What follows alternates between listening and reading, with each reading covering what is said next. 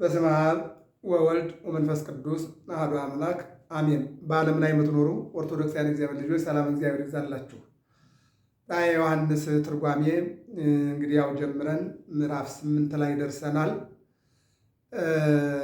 ዮሐንስ ወንጌላዊ በማይመቸው ቦታ ሆኖ የጻፈውን ይልቁንም ደግሞ ቦታ የማይመርጥ መልአክ እየመጣ የነገረውን ይልቁንም ደግሞ ጊዜ የማይወስነው መልአክ የማይደክመው መልአክ ምስጢር የማይጎድለው መልአክ መጥቶ የነገረውን ቃል ዮሐንስም ደግሞ የእግዚአብሔር መልአክ እያበረታውና እያጸናው እግዚአብሔር ደግሞ ምስጢር እየገለጠለት የጻፈውን ይልቁንም ደግሞ እግዚአብሔርን ለማምለክ ቃለ እግዚአብሔር ለመናገር ምስጢረ እግዚአብሔርን ለማወቅ ይልቁንም ደግሞ መጻሕፍትን ለመጻፍ ቦታ እንደማይመረጥ አስፈላጊ በሆነ ቦታ ሁሉ የእግዚአብሔር ቃል እንደሚነገር ያየንበት ምስጢር ነው። እሳት ውስጥ ሆነው ሶስት ወጣቶች ይትባረክ እግዚአብሔር አምላከ እስራኤል የአባቶቻችን የአብርሃም የይስሐቅ አምላክ እግዚአብሔር ይባረክ እያሉ እሳት ውስጥ ሆነው ሲጽፉ አየናቸው። እሳት ውስጥ ሆነው እግዚአብሔር ይባረክ። አዎ አባቶቻችን 600 ሺህ እስራኤላውያንን የኤርትራን ባህር ግራና ቀኝ ከፍሎ ያሻገራቸው እግዚአብሔር ይባረካሉ። ቢረባቸው ከሰማይ መና ውርዳ የመገባቸው አምላክ እግዚአብሔር ይባረካሉ። ቢጠማቸው ደግሞ ከጥንጫ ላይ ውሃ ፈልቆ ያጠጣቸው አምላክ እግዚአብሔር ይባረክ አሉ።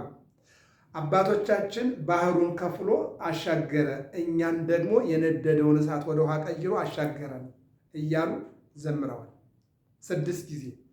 ይህ አምላክ አባቶቻችን የኤርትራን ባህር ከፍሎ ያሻገረ የኢያሪኮን ባህር ከፍሎ ያሻገረ አምላክ እኛን ከነደደው እሳት ያሻገረ እግዚአብሔር በ6ኛው ክፍለ ዘመን ተወልዶ ዓለምን ያድናል እያሉ ተናገሩ። ይባርክዎ 33 ጊዜ በዚያው በእሳቱ ነው። አዎ በሰማይም ያሉ ፀሐይ፣ ጨረቃ፣ ከዋክብት በምድርም ያሉት 22 ስነ ፍጥረታት ይልቁንም በባህር በየብስም ያሉት እግዚአብሔርን ያመሰግናሉ። ምስጋና የሚገባው ይባርክዎ ሁሉ ግብረ እግዚእ ለእግዚአብሔር የእግዚአብሔር ስራዎች የሆኑ በሙሉ እግዚአብሔርን ያመሰግናሉ። እስኪ እንድገመው ይህንን ቃል ይባርክዎ ሁሉ ግብረ እግዚእ ለእግዚአብሔር የእግዚአብሔር የእጅ ስራ ሁሉ እግዚአብሔርን ያመሰግናሉ። ኃይለ እግዚእ ለእግዚአብሔር እግዚአብሔር ኃይል የሰጣቸው በሙሉ እግዚአብሔርን ያመሰግናሉ። ወንዞችም እግዚአብሔርን ያመሰግናሉ። ተራሮችም እግዚአብሔር ያመሰግናሉ። አራዊትም አዕዋፋትም ሰውም እንስሳም ማንን ያመሰግናሉ? እግዚአብሔርን ያመሰግናሉ እያሉ እሳት ውስጥ ሆነው ጸልየዋል። ቅዱስ ቂርቆስና እናቱ ቅድስት ኢየሉጣ በፈላ ውሃ ውስጥ ሆነው በፈላ ውሃ ውስጥ ሆነው እንዲህ አሉ። ልጅ ነው ያለ ምን አለ? ዘአድኃኖሙ ለአናንያ ወአዛርያ ወሚሳኤል ውእቱ ያድነን። አናንያ አዛርያ ሚሳኤልን ያዳነ እሱ እግዚአብሔር ያድነናል እያሉ እየዘመሩ በፈላ ውሃ ውስጥ ገቡ። እናትና ልጅ በጸሎቱ ለቅዱስ ቂርቆስ ወፃ ማይ ውስተ ጽሕልት ወኮነ ጥምቀተ ለአግብርተ እግዚአብሔር። በውሃ ውስጥ በፈላ ውሃ ውስጥ ሆኖ ድምፃ ለጽሕልት ከመነጎድጓደ ክረምት፣ የውሃው ጩኸት እንደ ክረምት ነጎድጓድ፣ የብረቱ ግለት እንደ እሳት ነው። ውሃው ደግሞ ወደ ከውሃነት ተለውጦ ወደ እሳትነት እየተቆራረጠ እየዘለለ ነው ያለው። እዚህ ውስጥ ሆኖ ግን እጆቹን ዘርግቶ ዓይኑን ሰቅሎ ቅዱስ ቂርቆስ ጸለየ። ጸለየ። በቅዱስ ቂርቆስ ጸሎት ከጋኑ ውሃ ላይ ጥምቀት ወጣ። አይገርም? ጥምቀት ወጣ። ከጋኑ ውሃ ላይ ጥምቀት ወጣ። እስቲ እንመልከት። ይስሐቅ የአብርሃም ልጅ ነው። አብርሃምን እግዚአብሔር ልጅህን ሰዋልኛል። ፈተናው የሰይጣን ነው። ሰይጣን እንዲፈትን እግዚአብሔር ፈቅዷል። ፈትን ችግር የለም ማለት። እግዚአብሔር ደግሞ የአብርሃምን እምነት ያጸናል፣ የይስሐቅንም እምነት ያጸናል እግዚአብሔር። በዚህ ጊዜ ነው አብርሃም ልጁን ያዘና ወደ ሞሪያ ተራራ ወጣ። ይስሐቅም ተከተለና ወጣ። ሁለቱም እንጨት ይዘዋል፣ ቢላ ይዘዋል፣ ወቅለምት ይዘዋል፣ ገመድ ይዘዋል፣ እንጨት ይዘዋል።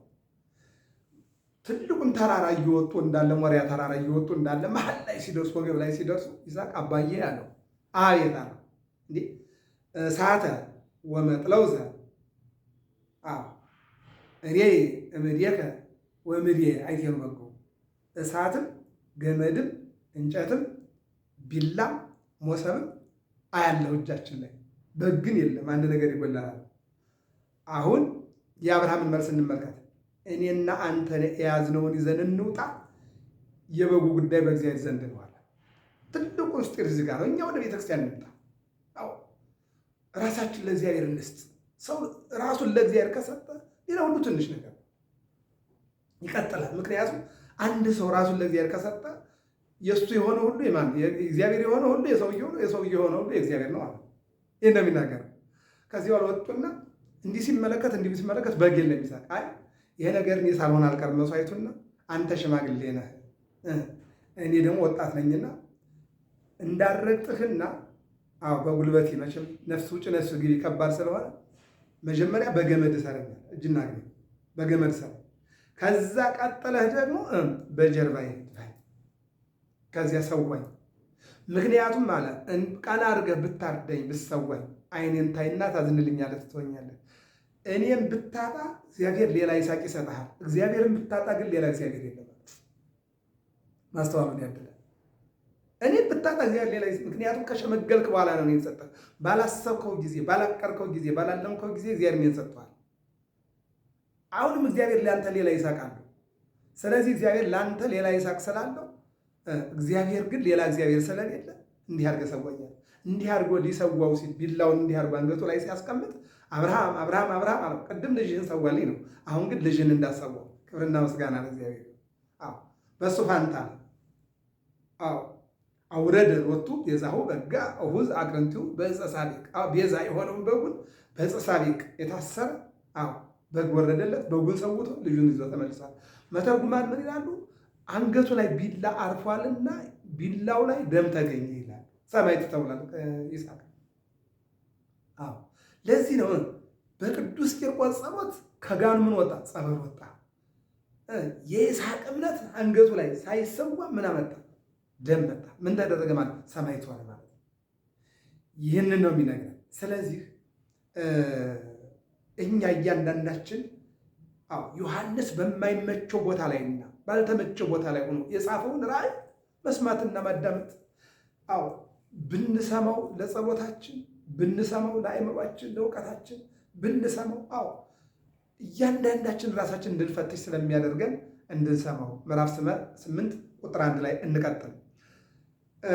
ወሶበ ፈታ ሳብአ ማኅተመ አርመመ ኩሉ ዘበሰማይ ወዘበ ምድር።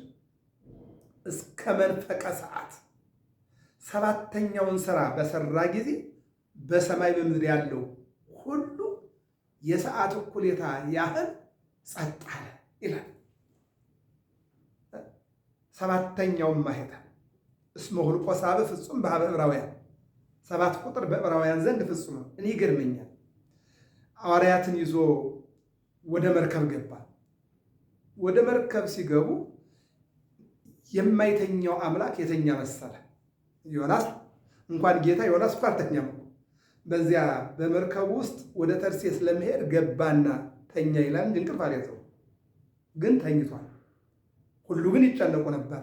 ዕቃቸውን እያወጡ ይጥላሉ፣ እግዚኦ ይላሉ፣ ያለቅሳሉ። እሱ ግን ዝም ብሎ ነበር። አሁን እዚህ ጋር መርከቡ ወደፊት ማለትም አለ ወደ ኋላ ማልመለስም አለ። ሁሉም ይጨነቃል። ጌታ የተኛ መሰላቸው ይላል። ጌታ አይተኛ። ሐዋርያት ግን ማለት ንቃ ኅሊቅ አድነነ ከመ ንሙት። ጌታ ሆይ ተነሳና አድነን እንዳንሞት። ምን ሆነ? ባህሩ ነፋሱ መታው፣ ባህሩ ተናወጸ።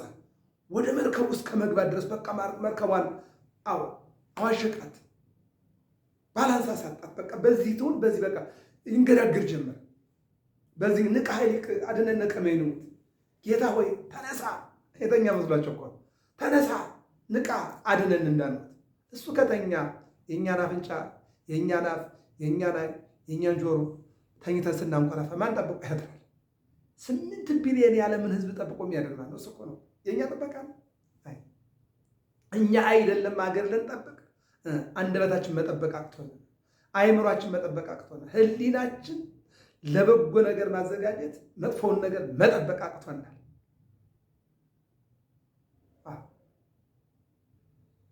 አንደበቴ አቀባፉየ፣ አንደበቴን እነሆ እጠብቃለሁ ተብሎ ነበረ።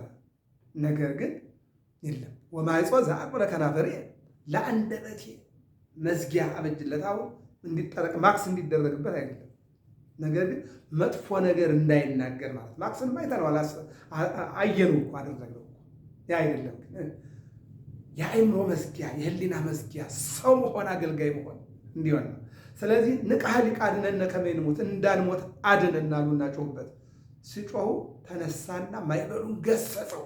አርመመ ማዕበለ ባሕር ማዕበሉ ዝም አለ፣ ጸጥ አለ፣ ርጭ አለ። ገሰጻ ለባሕር ባሕሩን ገሰጸው። ወኢትታደው እምወሰና ከወሰኗም እንዳታልፍ ወደ መርከብ ውሃውን እንዳይወጣ በአቅሙ እንዲንቀሳቀስ አደረገው። ውሃውን ጸጥ አለ ይላል። ይህንን ምን አለ? ሰባተኛውንም ስራ በሰራ ጊዜ በሰማይ በምድር ያለው ሁሉ የሰዓት እኩሌታ ያህል ጸጥ አለ። እርቅ እዝራ ዕለተ ደይንስ ለምዕር ወይቲ ይላል። ከዚህ እስከ መንፈቀ ሰዓት አለ። እንደምን ነው ቢሉ ነገር እንደ እዝራ ነው፣ ከዚህ የሚጽፍ ነውና እንዲረዳው የሰዓት እኩሌታ ያህል ጸጥ አድርጎ ያሳየዋል ይላል። ዘካርያስ 2:13 ላይ ዕንባቆም 2 ላይ ሄደን አባሪ የሆኑ ቃላቶችን መመልከት እንችላለን ማለት ነው። ወእምዝርኢኩ ሰባተ መላእክተ እለ ይቀውሙ ቅድመ እግዚአብሔር፣ ከዚህ በኋላ በእግዚአብሔር ፊት የሚቆሙ 7 መላእክትን አየሁ አለ። እግዚአብሔር አምላካችን ሕይወታችንን እንዲያስተካክለን በእግዚአብሔር ፊት መቆምን እንዲያድለን የአምላካችን የእግዚአብሔር መልካም ፈቃድ ይሆን። እግዚአብሔር እኮ ያድለናል። እኛ መቆማችንና ያለመቆማችን ጉዳይ እኛን ነው እንጂ የሚያጠራጥረው እግዚአብሔር መቆም እንድንችል አድርጎናል። መቆም ብቻ አይደለም፣ እንድናስቀድስ፣ እንድንቀደስ፣ ስጋው ደግሞ እንድንቀበል፣ ጸበል እንድንጠጣ፣ እንድንባረክ እግዚአብሔር መርቶናል። ወእምዝርኢኩ ሰባተ መላእክተ እለ ይቀውሙ ቅድመ እግዚአብሔር፣ ርኢኩን ቢያይ ሰባተ ይቀውሙን ቢያይ 7ቱ ይላል። ከዚህ በኋላ 7 መላእክት በእግዚአብሔር ፊት ቆመው አየሁ አለ። ባለሟሎቹ ነዋል። የሉቃስ ወንጌል ምዕራፍ 1 ላይ ወሃሎ አሃዱ ብእሲ ዘስሙ ዘካርያስ ወብእሲቱ ኤልሳቤጥ ወክልኤሆሙ ፈርሃነ እግዚአብሔር። ዘካርያስ የሚባል ካህን አለ፣ ሚስቱ ኤልሳቤጥ ትባላለች። ሁለቱም ያለ ነቀፋ እየሄዱ በእግዚአብሔር ፊት ጻድቃን ነበሩ ይልና ዘካርያስ ኤልሳቤጥን አግብቶ ሲኖር ልጅ አልነበራቸውም ይላል። ከዕለታት በአንድ ቀን የዘካርያስ የማገልገል ተራው ሆኖ ወደ ቤተ መቅደስ ገብቶ እያጠነ ጸሎተ ዕጣን እያደረሰ ባለበት ሰዓት ላይ የእግዚአብሔር መልአክ ሄደና ባጠገቡ ቆመ። ፈራ፣ ደነገጠ። ኢትፍራ ወኢትደንግጥ፣ ዘካርያስ አትፍራ አትደንግጥ፣ ይልቁንም የሚስትህ ነቀፌታ ተወግዶላታል አለው። ማነ ሲለው አነ ውእቱ ገብርኤል መልአክ ዘቀውም ቅድመ እግዚአብሔር፣ በእግዚአብሔር ፊት የምቆም የእግዚአብሔር ባለሟል እኔ ነኝ አለ። ይሄ ነው እንግዲህ ርኢኩን ቢያይ 7 ይቀውሙን ቢያይ 7ቱ ይላል። ከዚህ በኋላ 7 መላእክት በእግዚአብሔር ፊት ቆመው አየሁ አለ፣ ባለሟሎቹ ሆነዋልና። ወሱራፌል ይቀውሙ አውዶ፣ ሱራፌል፣ ኪሩቤል፣ እነዚህ 7ቱ ሊቃነ መላእክት ይልቁንም 24ቱ ካህናተ ሰማይ ቁጥራቸው የማይታወቅ እልፍ አእላፋት ወሁልቆሙ ለሰራዊተ መላእክት፣ እነዚህ ሁሉ በፊቱ ይቀወማሉ። ወሀብዎሙ ለእልክቱ 7ቱ መላእክት 7 መጣቅዕተ ለእሊህ ለ7ቱ ወወሀብዎሙ አለ ለ7ቱ መላእክት 7 ገንታ 7 ነጋሪት 7 መለከት ሰጥተዋቸው አገልግሎታቸው እንዲጀምሩ ተደርገዋል። 7 መለከት 7 ነጋሪት ፍጹም በሆነ አገልግሎት ማለት ነው ሰጥተዋቸው አለ። 7 ስራ አዟቸው ማለት ነው። የማቴዎስ ወንጌል ምዕራፍ 24:31 ላይ በዚያን ጊዜ አመዮ መጽእ ወልደ እጓለ እመሕያው፣ የሰው ልጅ የእግዚአብሔር ልጅ አሁን ለክብር በመጣ ጊዜ ሚካኤል አሁን ያደርጋል የመጀመሪያ መለከቱን። ይህን ነው 7ቱ የሚለው በመጀመሪያ ድምፅ አጽሞች ድምፅ ይሰማሉ፣ ካሉበት ቦታ ይንቀሳቀሳሉ። በሁለተኛው ይሰበሰባሉ። በሶስተኛው ነፍስና ስጋ ይገናኛሉ። አመ ያቀውም አባጋ በየማኑ አጣሌ በጸጋሙ፣ በጎቹን በቀኝ ፍየሎቹን በግራ ያቆማል። ይህን ይላል። ይህን ነው የሚናገረው። ወመጽአ ካልእ መልአክ ወቆመ ቅድመ ምጽዋዕ፣ ሌላ መልአክ ከአውደ ምስራቅ መጥቶ በታቦቱ ፊት ቆመ። ወያጸን ማዕጠንተ ወርቅ የወርቅ ጽና ይዟል፣ በቄሱ አምሳል ያየዋል ይላል። የወርቅ ጽና። ለዚህ እኮ ነው እኮ ምድራውያን ካህናት ቢያልቁ ሰማያውያን ካህናት አሉ። ምድራዊ ቤተ መቅደስ ቢቃጠል ሰማያዊ ቤተ መቅደስ አለ። ምድራዊ ጽላት ቢጠፋ ሰማያዊ ጽላት አለ። በከንቱ አትድከሙ። ምድራውያን ሰማያዊ ካህናት ቢያልቁ ሰማያውያን ካህናት አሉ። 24ቱ ካህናት ሰማይ ሳይደክሙ የሚያመሰግኑ የሚለው ይህን ነው። ወወሀብዎ ብዙኅ ዕጣናተ ከመ ይሃብ ለጸሎተ ኩሎሙ ቅዱሳን በዲበ ምጽዋት ዘወርቅ ዘቅድመ መንበሩ። በመንበሩ ላይ ባለ በታቦቱ ፊት ለቅዱሳን ጸሎት አምሳል መርገፍ የሚሆን ብዙ ዕጣን ያሳርግ ዘንድ አፍሰው ሰጡት ይላል። ይሄ ምን ይላል? የእግዚአብሔር መልአክ ከሰማይ ይወርዳል። እዚህ በቤተ መቅደሱ ሴቶች በሴቶች መቆሚያ፣ ወንዶች በወንዶች፣ ሊቃውንቱ በማሕሌት ባለሳታቱ ቅድስት ላይ ቀዳሲያኑ በመቅደስ ላይ ቆመው ማዕጠንቱን፣ ጸሎቱን፣ ስብሐተ ነጉን፣ ስብሐተ እግዚአብሔር ያደርሳሉ። በዚህን ጊዜ ያ ጸሎት ሁሉ የሚያደርግበት ዕጣኑን ወደ ጽናው ያደርጋሉ። ያንን ዕጣን የእግዚአብሔር መልአክ ይመጣና ከጽናው ላይ ወደ መንበረ ስብሐት ይዞት ይሄዳል ማለት ነው። ይህንን ነው የሚናገረው። ስለዚህ ካህናት የሚያቀርቡት ዕጣን በእግዚአብሔር ዘንድ ከጸሎትና ከእንባ ጋር ያደርጋል ማለት ነው። በመንበሩ ላይ ባለ በታቦቱ ፊት ለቅዱሳን ጸሎት አምሳል መርገፍ የሚሆን ብዙ ዕጣን ያሳርግ ዘንድ አፍሰው ሰጡት ይላል። ወዐርገ ጢሱ ለውእቱ ዕጣን ምስለ ጸሎቶሙ ለቅዱሳን እሙስተ እዴሁ ለውእቱ መልአክ ቅድመ እግዚአብሔር። አየው፣ በእግዚአብሔር ፊት በመልአኩ እጅ አለፈ ወደ እግዚአብሔር። አየው፣ ከካህኑ መልአኩ ይዞ ሄደ። መልአኩ ወደ እግዚአብሔር ያቀረበው ምኑን? ዕጣኑን ብቻ አይደለም። ጌታ እኮ ወደ መስቀል ሲወጣ ቅዱስ ጴጥሮስ ምን አለ? የወጣው መስቀል ተሸክሞ ወይም መስቀሉ ላይ ብቻ አይደለም፣ የእኛን ድካም ተሸክሞ ወጣ እኮ ነው። የእኛን በደል ተሸክሞ ወጣ። ጌታ ወደ መስቀል የወጣው ራሱን ይዞ አይደለም። የዓለምን በደል እኮ ነው፣ የዓለሙን ኃጢአት እኮ ነው፣ የዓለሙን ወንጀል ተሸክሞ ነው መስቀል ላይ የወጣው እኮ ወዳጅ። ለዚህ ነው በዋጋ ተገዝታችኋል የራሳችሁ አይደላችሁም የተባለ ለዛ ነው ማለት ነው። ስለዚህ ጢሱ ለቅዱሳን ጸሎት አምሳል መርገፍ ከመሆን ጋራ በመልአኩ እጅ ወደ እግዚአብሔር አረገ። መዝሙር 141 ቁጥር 2 ወደ እግዚአብሔር ይዛ አረገ። ያደርግልን መድኃኒዓለም። በዚህ በሐዋርያት ሥራ ምዕራፍ 10 ላይ የእግዚአብሔር መልአክ ቅዱስ ገብርኤል ለቆርኔሌዎስ ምን አለው? ጸሎትህ፣ ልመናህ፣ መስዋዕትህ በእግዚአብሔር ፊት አድርጓል። ዘካርያስ ምን አለው? ቅዱስ ገብርኤል ካህኑ ዘካርያስ ጸሎትህ፣ ዕጣንህ፣ ማዕጠንትህ፣ ልመናህ ወደ እግዚአብሔር ፊት አድርጓል። ይህ ደስ ይላል። ይሄ እኮ ነው በለሱን የጠበቀ ፍሬውን ይበላል። ይሄ ገበሬው ዘርቶ በቅሎለት አርሞ አበባውን አይቶ ፍሬውን አጭዶ ምርቱን ወደ ጎተራ መኖ ለእንስሳት ሲያቀርብ እንዴት ደስ ይለዋል። አገልግሎትም ይህን ይመስላል ማለት ነው። ይቀጥልና ወነሣ ውእቱ መልአክ ማዕጠንተ እምኀበ እሳት ዘምሥዋዕ ቢፈጀው ጎራረ ዕጣኑ እስኪያልቅ ድረስ አውርዶት ቆይቶ ሲያልቅ ሲያነሳው ያያል ይላል።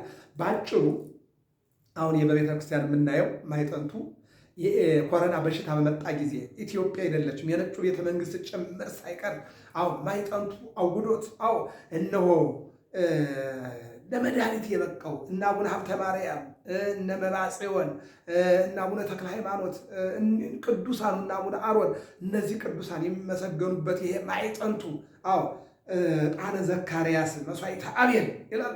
አቤል የንጽህና የቅድስና የፈቃድ መስዋዕት፣ ዘካርያስ ደግሞ ከልብ የሆነ ማዕጠንት እያቀረቡ ለእኛ አባቶቻችን እነሱ ናቸውና፣ ስለዚህ ማዕጠንቱ ዝም ብሎ የሚታጠን አይደለም፣ የሚፈጠፈጥ አይደለም።